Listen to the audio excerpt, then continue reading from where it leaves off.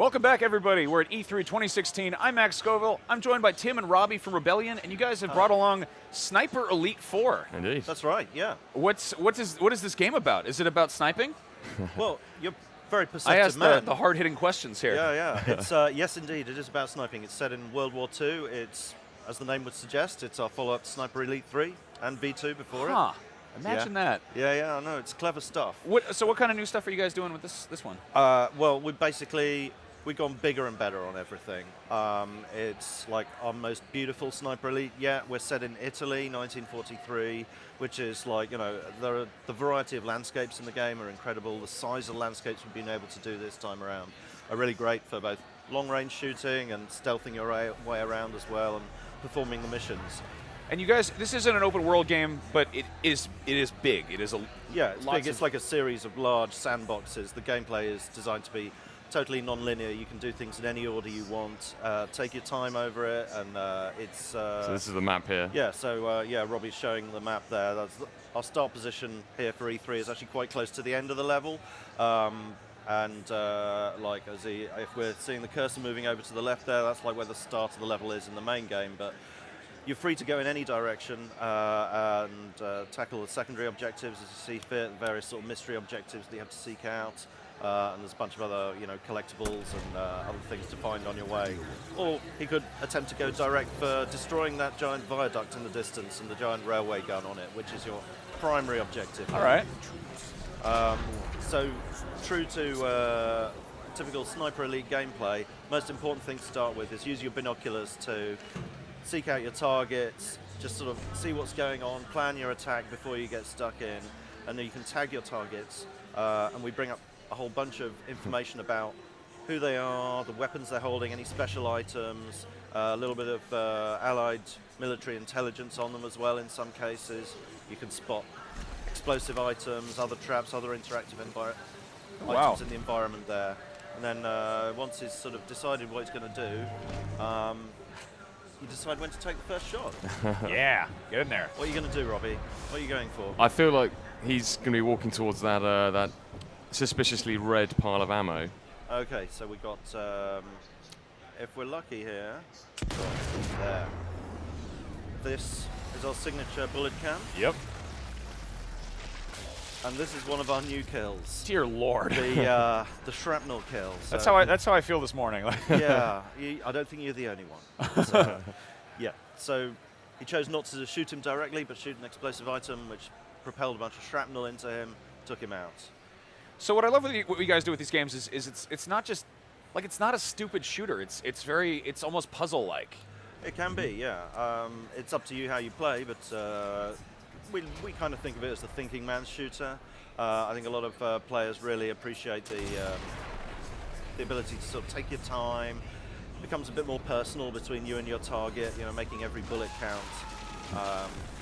That was... You ruined that poor man's treehouse. I just missed the sound mask as well. Did you? The gun in the distance is still firing, and if you take a shot while it's firing, your sound is the sound of your rifle is masked, so you can take a shot quite freely without them finding out. But I think the enemies are probably going to start zeroing in on me because I just missed the sound of the gunfire there. So we can see on the radar in the bottom left of the screen there, it's marked in yellow now, which means the enemy are suspicious. They're searching. But they don't know where we are just yet because he's been just taking a couple of shots from long distance. And what are you up to here? Okay, so they're heading over. I'm going to hide. I'm heading to that bush, Robbie. Right. No, he's got you. You were too slow. Well, so yeah. When sniping doesn't work, you can drop down to your machine gun in a panic, and that's... we got lots of different items on the weapon wheel there. You can see. Now this is something I love. You guys obviously you have a planned demo set up, but anything can happen. So was this part of the plan, or did you just goof? No, I was supposed to be a lot better than this. Yeah. Well, but he's just taken out an officer there. We searched the body. Searching bodies is a useful way to get new items. We picked up a duty roster. Now that's a really useful new feature in the game. Some of the officers carry a duty roster, and you can see it's now automatically tagged a bunch of targets that were associated with that officer in the environment over there, which gives you a real head start when you're approaching new area. Oh wow, yeah, that saves a bit of time. Helps quite a lot. Yeah, so we can see, there's a sniper over there at the top. and the sniper tower behind that building. There's a bunch of troops. Oh wow, yeah. You know, you've There's got a radio guy that if he spots you, and he's likely to call in reinforcements if you're not quick enough to take him out. So what did you really want to improve with over Sniper Elite 3? We really wanted to just increase the range, the options, the emergent nature of the gameplay. Really sort of make it more the player's own game. We completely reworked the AI so it's more believable. They pay attention to things like bodies, corpses, their friends dying around them. If you're being really sneaky, and no one knows you're there, if they stumble across a body you may have left behind, then they'll be immediately alerted to it. They might investigate the body and pay their respects. And if you happen to have booby-trapped the body, then it's goodbye Nazi. And So- I've just booby-trapped that generator as well. That's something new. Oh, so cool. if that will drag people over, hopefully that will be rigged and explode up in their face, which would be Because they'll be like, handy. why is this generator not working? There's a lot of Go over and guys check it. over here. We've improved the sort of the traversal abilities of the player, so you can climb around the place more than you used to be able to. On this Though one. Robbie's particularly good at walking off of crates. That's but you can get up into high places onto rooftops and things. There's a lot more verticality in the levels as well. We've just really that pushed it up. makes a lot of sense. It's all about getting the higher ground. Yeah, so Robbie's just trying to attract a guy next to that suspiciously red-coloured barrel over there. I love red barrels. They're my favorite colored barrel. Is he going for it? Has he spotted you? No. He's going to in a second. He's coming around. He's curious. He took him out. Beautiful. I think I'm going a bit too loud for my own liking here. I think I might. Head into the bushes. Yeah, I think I might. Sniper's best friend are the bushes, right? I think I might take another route. I've sort of opened up the hornet's nest here. Yeah. Uh-oh.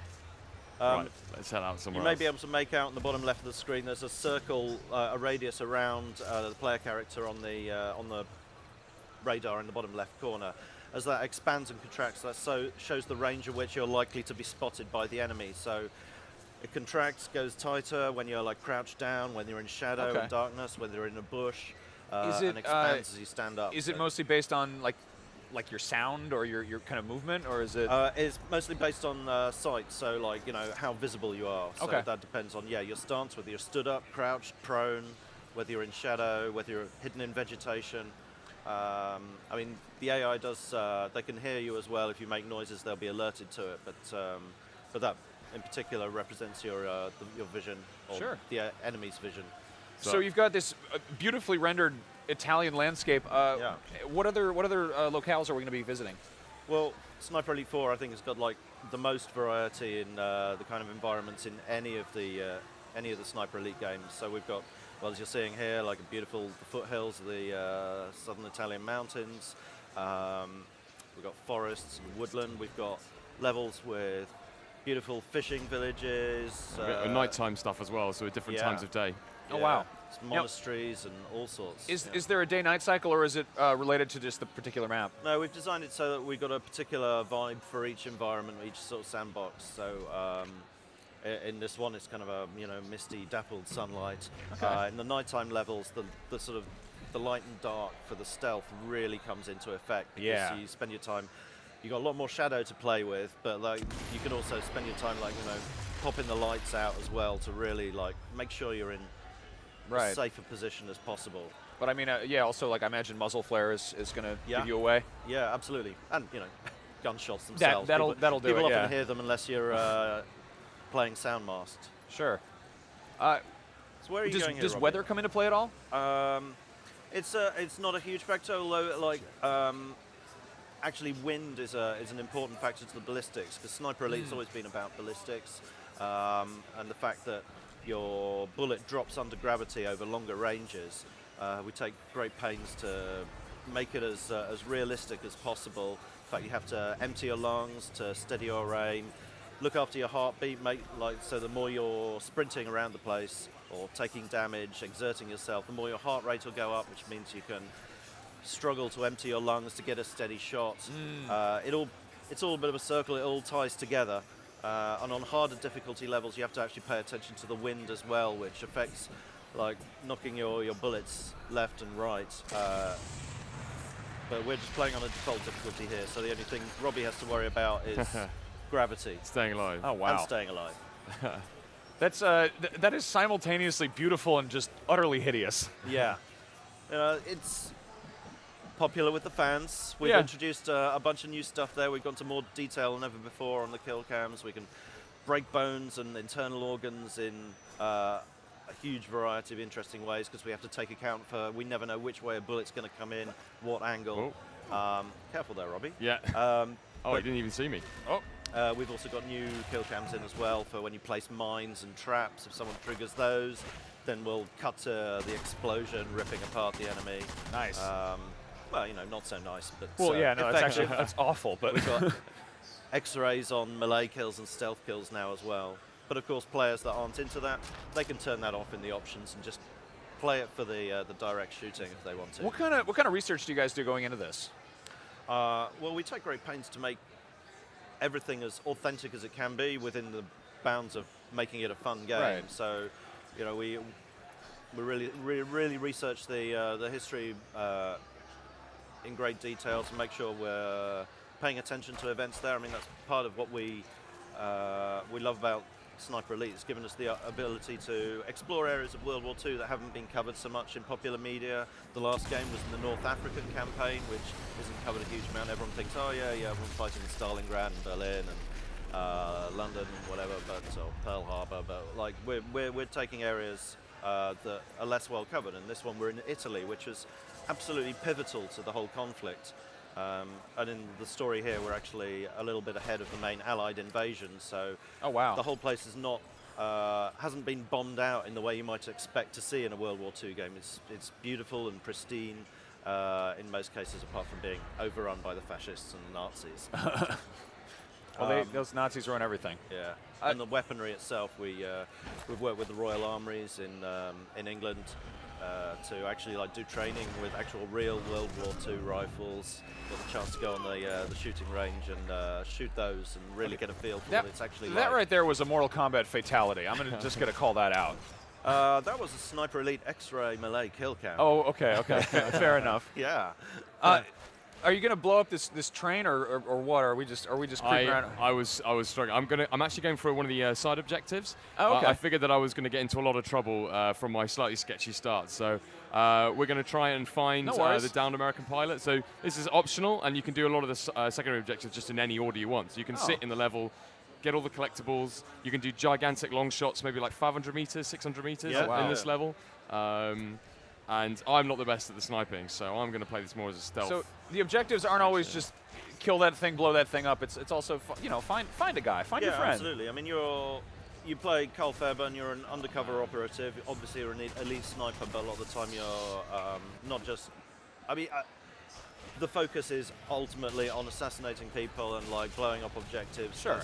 It's wartime. That's kind of what it is about. But a lot of it comes down to finding intel, documentation, and staying alive if Robbie can manage that. I'm really struggling. We've got to wrap things up here. But when do people get their hands on this?